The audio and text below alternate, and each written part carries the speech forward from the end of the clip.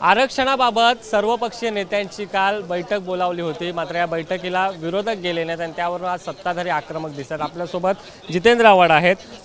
सत्ताधारी म्हणतात की यांना फक्त राजकारण दिसतं, यांना राजकारण करायचं आहे, त्यामुळे ते बैठकीला येत नाही, समाजाला गृहीत असं आहे की ज्या पद्धतीने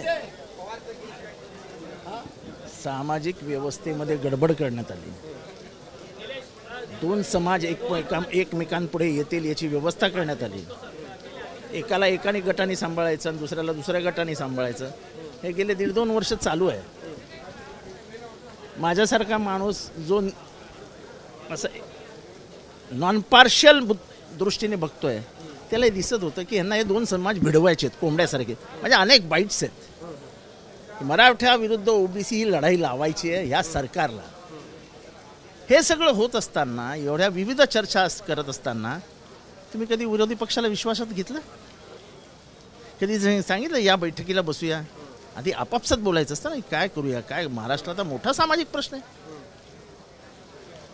औरंगाबाद म्हणजे मराठवाडा विद्यापीठाला डॉक्टर बाबासाहेब आंबेडकरांचं नाव देताना साहेबांनी सगळ्यांना विश्वासात घेऊन हा निर्णय घेतला होता। काही निर्णय असतात महाराष्ट्राच्या हिताचे असतात, ते सगळ्यांना घेऊन करायचे असतात, राजकारण करायचं नसतं। ही महाराष्ट्राची परंपरा आहे। एकदा एका बैठकीला बोलवलं का? आणि ज्या शेवटच्या बैठकीत तुम्हाला माहिती आपण काही करू शकत नाही, त्याच्यात तुम्हाला विरोधी पक्षाचा हात, म्हणजे तुमचा हात विरोधी पक्षाच्या खांद्यावर पाहिजे। कशासाठी? आता तुम्ही निर्णय घेऊ शकता तर घ्या, 206 जण आहेत ना तुमच्याकडे आमदार, कोणाची वाट बघताय? घेऊन टाका ना निर्णय। आपण जर बघितलं असेल तर सत्ताधाऱ्यांचं असं म्हणणं आहे की यांना विधान परिषदेची निवडणूक महत्त्वाची आहे, यांना समाज महत्त्वाचा। आम्हाला काहीही महत्त्वाचं नाही, आम्हाला महाराष्ट्राचं सामाजिक स्वास्थ्य महत्त्वाचं आहे आणि त्याला भेगडवण्याचं काम यांनी केलं। जेव्हा गुलाल उधळलात तेव्हा तुमच्या मनात काय होतं? जेव्हा तुम्ही छत्रपती शिवरायांची शपथ घेतली तेव्हा तुमच्या मनात काय होतं? काहीतरी ठरवलं असेल ना तुम्ही। ते काय झालं सगळं?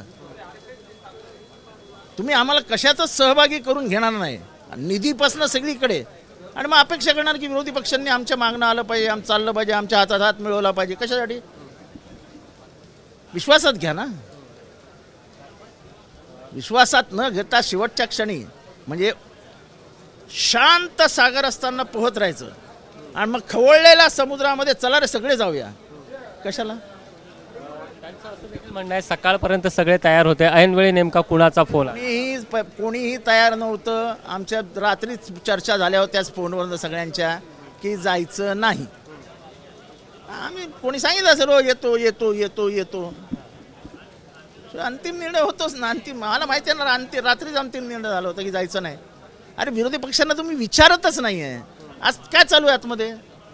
त्यांच्यातले 15 जण बोलले आणि पाशवी ताकदीवर विरोधी पक्ष नेत्याचं भाषण सुरू झालं की आरडाओरड सुरू करून त्याला शांत पडायचं। हे काय, याला काय डेमोक्रेसी म्हणतात? ह्याला पार्लमेंटरी पॉलिटिक्स म्हणतात? असं नाही चालत। तुम्ही पाशवी बहुमत आहे ना, द्या ना न्याय दोन्ही समाजाला। आता कशाला आमची वाट बघताय? आता न्याय देता येत नाही आहे, मग चला तुम्ही पण आमच्याबरोबर धक्का लावायला। तुमची आताची भूमिका काय असणार? पुढची भूमिका नेमकी विरोधकांची आता काय? विरोधकांच्या भूमिकेला काय, सरकारने निर्णय घ्यायचा आहे ना। आम्ही वाट बघतोय सरकार काय निर्णय घेतोय त्याचा। खूप धन्यवाद। आपल्यासोबत जितेंद्र आव्हाड होते, ते म्हणाले सरकार नेमकी काय भूमिका घेत आहे याची आम्ही वाट बघतोय, सरकारने आम्हाला विश्वासात घ्यायला हवं होतं, असा देखील आरोप त्यांनी केला। कॅमेरा पर्सन अरविंद वारगेसह सुशांत सावंत, एबीपी माझा, मुंबई। एबीपी माझा, उघडा डोळे बघा नीट।